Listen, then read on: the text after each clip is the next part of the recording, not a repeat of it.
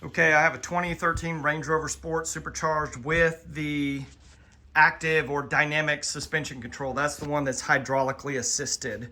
It's on the sway bar. So we're replacing the sway bar bushings, which the passenger side is not really an issue. The driver side is an issue. You have to disconnect the drive shaft from the front differential in between where the transfer case is. You have to disconnect that front connection on the front side in order to move the drive shaft out of the way in order to get to those two bolts that are in there.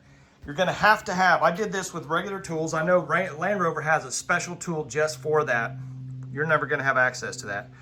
You're gonna have to have some kind of 3/8 wrench with an articulating arm, because you have to put it in and there's no clearance in order to turn it, or unless you have some type of swivel head like this. I also used just a rationing wrench. I used, some of those were too tight. I used a 15, okay, it takes a 15 millimeter socket. Some of them I had to use the half-inch wrench socket on that, or my ratchet. And my ratchet also has a little bit of an articulating handle, which helps. So what we're talking about is that bracket right there on that sway bar. There's a bolt on the left side, there's a bolt right on the right side, then it has that flange that goes up and over on top of the subframe. So let's get under there, show you a couple things.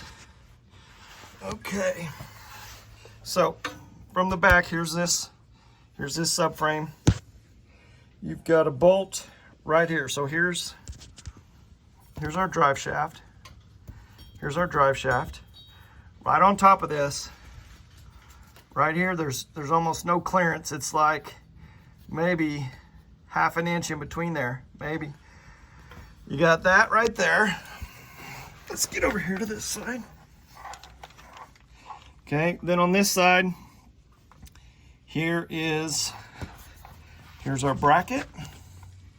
So you've got plenty of room here. There's a bolt here, which is this bolt that comes on the bottom. There's a bolt here on this side. My light is not in the right spot, just a second. Okay, so you've got a bolt here on this other side, which comes down, and you can see right above it is the drive shaft.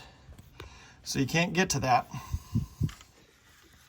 So in order to get this side off, like I said, the passenger side is pretty straightforward. There's just a little shroud that you got to take off to get to those. So on this side, so you've got your front differential here. It's light. So you've got your front differential here. Here's where your drive shaft hooks in, right here. So you have to take these, there's 6 screws here, go around in a circle. This is like a spline socket here. I think it's like a 10 maybe. And I had to use an impact because you got to get the car has, all 4 wheels have to be up, because you got to turn, you need to turn this drive shaft in order to move it to get to access to all the different screws. So all your wheels are going to have to turn. So when you take this off, so you take these out, which I used an impact to take them out. Otherwise, you're just going to have to do the slow process of taking it down, jacking it back up, taking it down, jacking it up as you turn this. Then you get a piece of wood. You just put it right here on the end metal part here, and you just hammer it. You can also spray in this seam here, you can spray some type of PB blaster or some type of rust preventer. So after you take that off, you're going to push this drive shaft. You can move it back. You can wiggle it just a little bit. So you push it back, you get a piece of wood. Let me move back. You get a piece of wood, you just put it on top of this subframe. You push this drive shaft up and over towards the outside of the car. You just put you like a 2 or 3 inch cut 2x4 in here that'll hold that up and out of the way. So once you get that done, then you have to, in order to get access, you got to take this piece of subframe off here also. So you've got like a 4-inch bolt in the front. You've got these 3 here. Just for ease, I cut a little slit in this. This is the long bolt. So this bolt here is like 3.5, 4 inches long. You cannot get the, even if you can kind of get to this, you can't get it out because it'll hit the drive shaft. So I just, in order to not have to try to unscrew it from the top, I just cut a little slit in there with my grinder, my cutoff wheel. Then I just unscrewed it with a screwdriver. But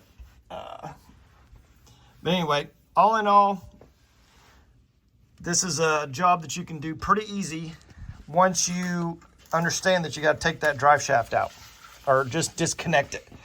Once you get disconnected, you're going to have to wiggle it around. So you're going to have to take the, you got to unhook at least one side of the linkage to the control arm here.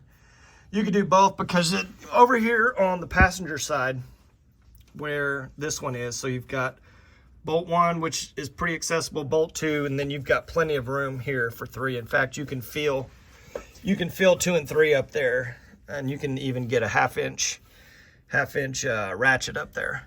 But right on top of this is the hydraulics, which let me move around to the front and show you. Okay. So here's our bushing. Right on top of this are the hydraulic lines. So in order that come down into that assist. So in order to get that bushing out of there, you have to move that bar around quite a bit. So anyway, that's what you got to do. You can once you get that drive shaft off, that'll be the toughest part.